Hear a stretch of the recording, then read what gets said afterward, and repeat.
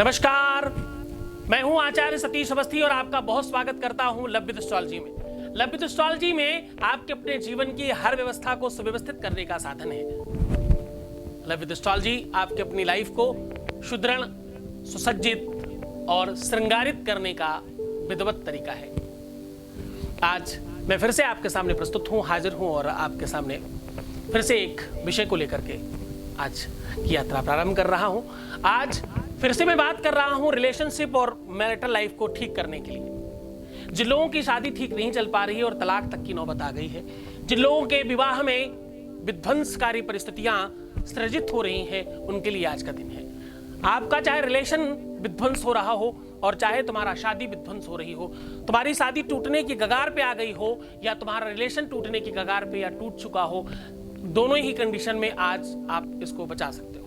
अगर आप अपना रिलेशन बचाना चाहते हो, अगर अपनी शादी बचाना चाहते हो, अपना प्यार बचाना चाहते हो, अपना जीवन बचाना चाहते हो, अपनी सांसें बचाना चाहते हो, अपने आप को जिंदा करना चाहते हो, तो आज का दिन तुम्हारा है।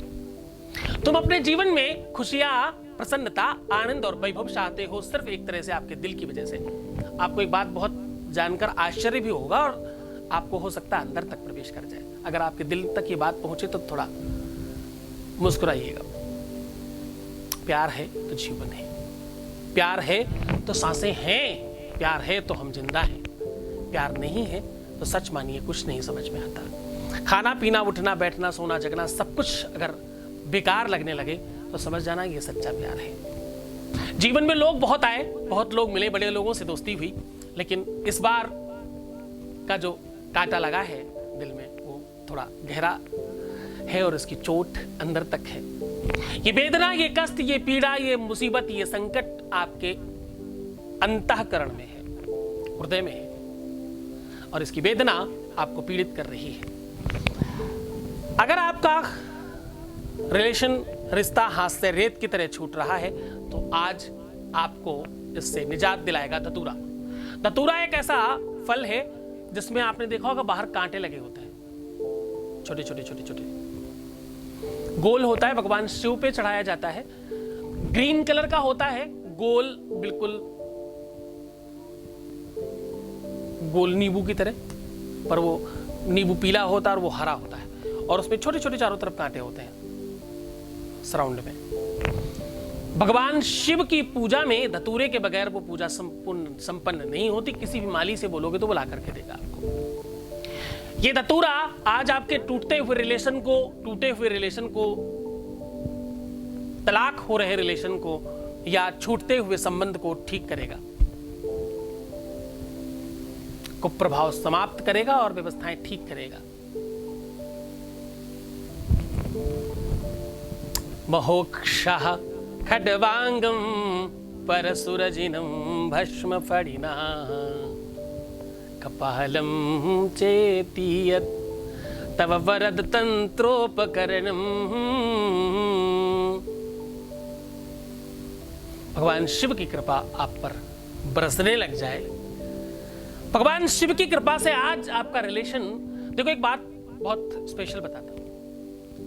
भगवान शिव एक ऐसे देवता है जिनकी कृपा से आपको प्रेम और वैवाहिक जीवन की समृद्धता मिल सकती है।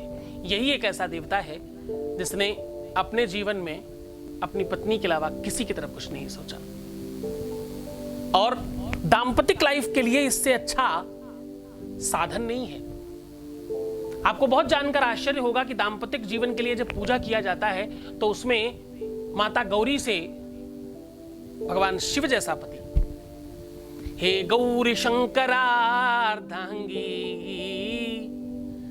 अर्धनारेश्वर की जो मूर्ति है वो भगवान शिव की ही अवेलेबल है। आधा शरीर शिव जी का और आधा पार्वती जी का।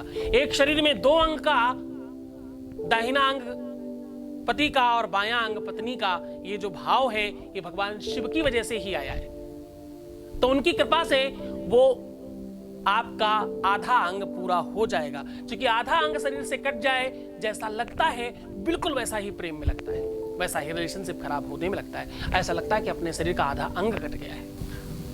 धतूरा भगवान शिव पे चढ़ाने का जो मेन उद्देश्य है वो यही है, रिलेशनशिप और प्रेम को बढ़ाने के लिए। क्योंकि इसमें बहुत सारे कांटे हैं जो कटुता समाप्त करते हैं, बहुत सारे कांटे हैं जो द्वेष समाप्त करते हैं। बहुत सारे कांटे हैं जो आपके अंदर की खटास को समाप्त करते हैं। कांटा का मतलब है बुरी चीजें, वो समाप्त होती हैं। अब आपको इसे कैसे चढ़ाना है और किस प्रकार चढ़ाना है वो मैं बता रहा हूं, लेकिन उससे पहले छोटी सी कुछ बातें और समझ लीजिए। प्यार में कभी भी आपको ये नहीं कहना चाहिए कि मुझे एक मौका दे दीजिए। प्यार में कभी ये नहीं कहना चाहिए बस आखिरी मौका दे दीजिए। प्यार में कभी ये नहीं कहना चाहिए कि मैं अब ऐसा कभी नहीं करूंगी। प्यार में ऐसा कभी नहीं कहना चाहिए।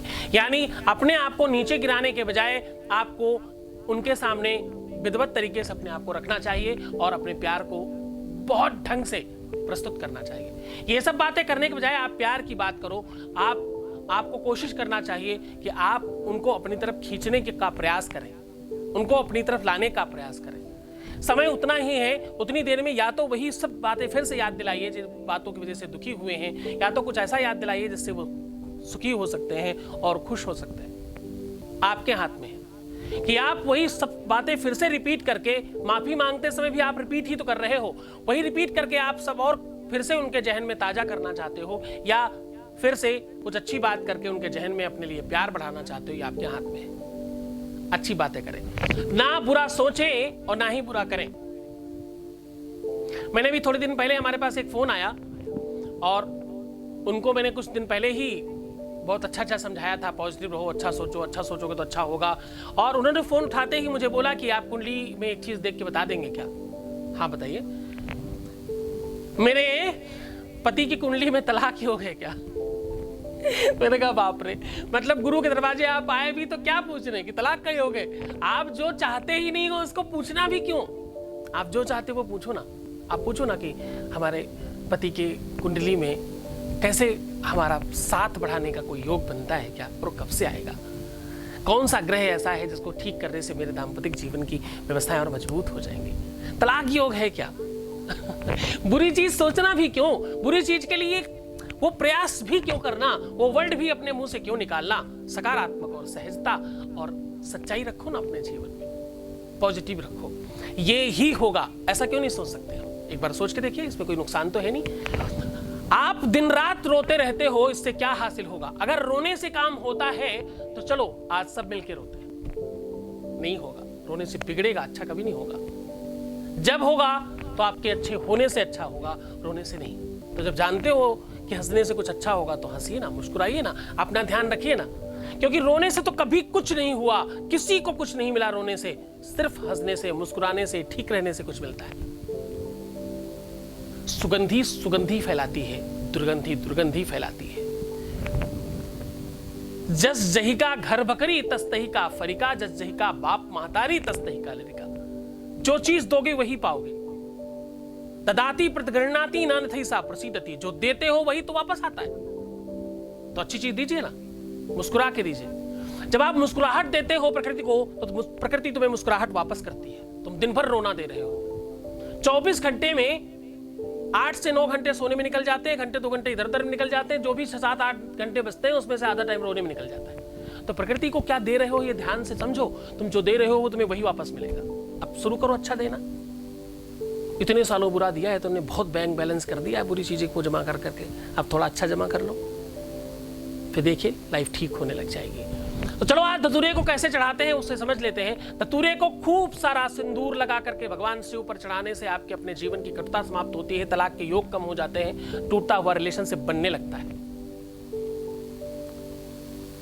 जिन लोगों का विवाह नहीं हो पा रहा, विवाह में बाधा आ रही है, वो धतूरे में खूब सारी हल्दी लगा करके भगवान शिव को चढ़ाएं। ऐसा करने से ये सारी की सारी चीजें ठीक हो जाती हैं। जिन लोगों के जीवन में अपवित्रता आ गई है, किसी भी तरह से अपवित्र हो गए हैं, वो कोई ऐसी बात पता चल गई है सामने वाले को जिससे जो सार्वजनिक नहीं है, जो बेहतर नहीं है, जो अच्छी बात नहीं है, तुम्हारी किसी त्रुटि की वजह से कुछ काम खराब हो गया है, तुम्हारी ही गलतियों की वजह से कुछ चीजें गड़बड़ हुई हैं, चाहे तुम्हारा क्रोध, चाहे तुम्हारी गुस्सा, चाहे तुम्हारी एंजाइटी, चाहे तुम्हारे बुरे विचार, चाहे तुम्हारा बुरा कर्म, चाहे बुरा व्यवहार, जो भी चीजों की वजह से खराब हुआ है, तो क्या करें? धतूरे में खूब सारा चंदन लगाएं, सुगंधित, खूब सुगंधित बढ़िया असली चंदन लगा करके भगवान शिव के ऊपर चढ़ाइए। ऐसा करने से वो चीजें ठीक हो जाएंगी।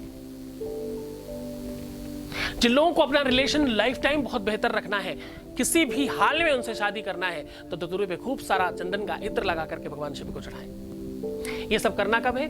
ये आप सोमवार को कर सकते हैं, प्रदोष को कर सकते हैं। महीने में 2 बार प्रदोष आता है, गूगल करेंगे तो पता चल जाएगा।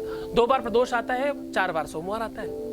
और अगर बहुत जल्दबाजी है तो किसी भी दिन प्रदोष बेला में चढ़ा सकते हैं। प्रदोष बेला कब होती है? शाम को सूर्यास्त के आधा घंटा पहले से, यानी पौना घंटा, बल्कि पौना घंटा पहले से लेकर के सूर्यास्त तक। वो पौना घंटे का जो टाइम होता है, कुबेरी बेला जिसको बोलते हैं। गांव में जिस टाइम पर दिया बत्ती किया करते थे, किसी पुराने व्यक्ति से पूछोगे तो बता देगा, उस टाइम पर करने से ऐसा लाभ ज्यादा मिलता है। तो खूब उपाय करें, खूब मन से ठीक रहें और अपने आप को भी ठीक करें। अपना ध्यान रखना, अपने दिल का भी खूब ध्यान रखो, खूब ठीक रहो और खूब प्रसन्न रहने की कोशिश करना। और हाँ, चलते चलते एक बात,